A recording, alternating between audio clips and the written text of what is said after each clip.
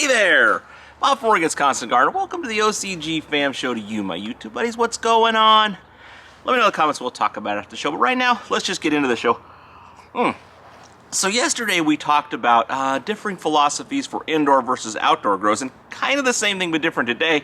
What we're talking about today is a clip where Scott talked about THC versus CBD.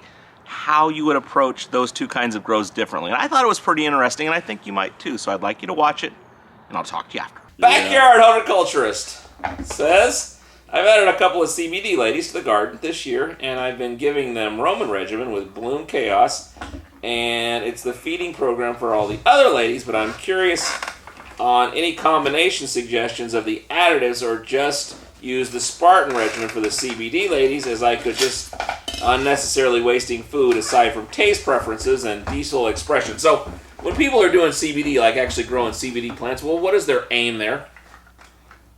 I mean, not everybody wants to be stoned like a heroin addict. So it's a medicine. I mean, you're getting a whole different level of cannabinoids and active medical ingredients, medicinal properties of the plant. I've done those little gummies that are the CBD, and I don't feel anything, but you should. I feel like I feel better. Well, there's a placebo effect for sure, but there is a healing effect from CBD, and a lot of these folks, well, like, you know, I'm getting older, and if I partake in something that's in the 20 to 30 mark of THC, I'm not comfortable anymore. I'm like sitting there looking up, black helicopters, guys looking at me. You know, so the nice thing about a nice CBD is that you still get to enjoy the product and doing it, but you get the medicinal portion, and you don't get the head.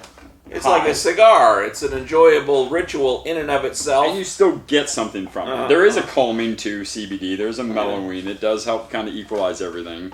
So and a lot of these breeders are making some really phenomenal... It's kind of like O'Doul's is to Miller.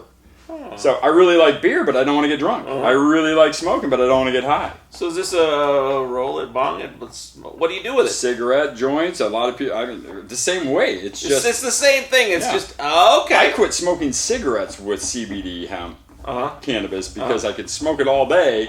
Every time I had the craving for nicotine, I'd smoke this. I'd mentally park the nicotine out of my head by going, "Oh, I just partook," but I wouldn't. I could still function throughout the day. And it was like for me, it was one of the best ways to quit smoking because I was still smoking, but I wasn't hooked on the nicotine anymore. See, this is going to be bad for corporations. And so because when they legalize it, guess who's going to be growing the most CBD? Philip freaking Morris. They'll have it right next to their green cannabis. You betcha.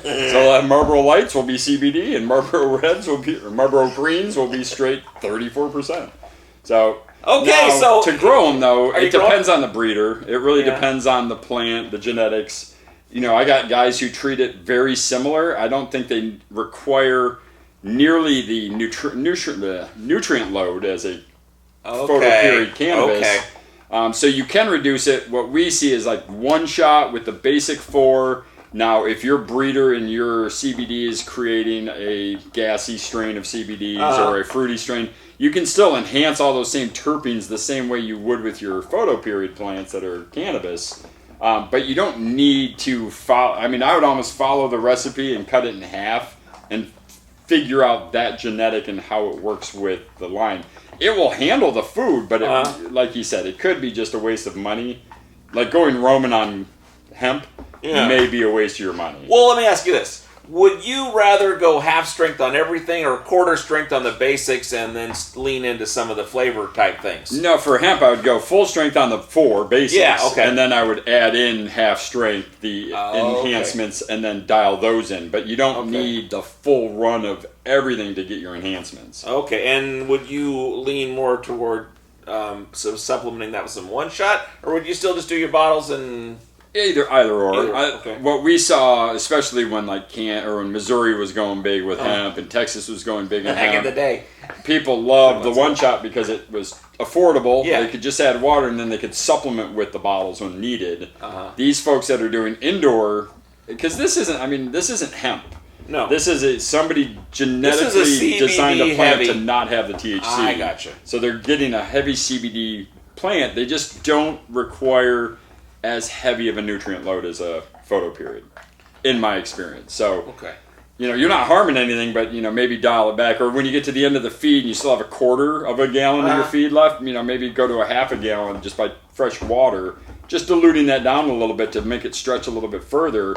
You're still going to give them that nutrition, and then you can kind of dial in the recipe.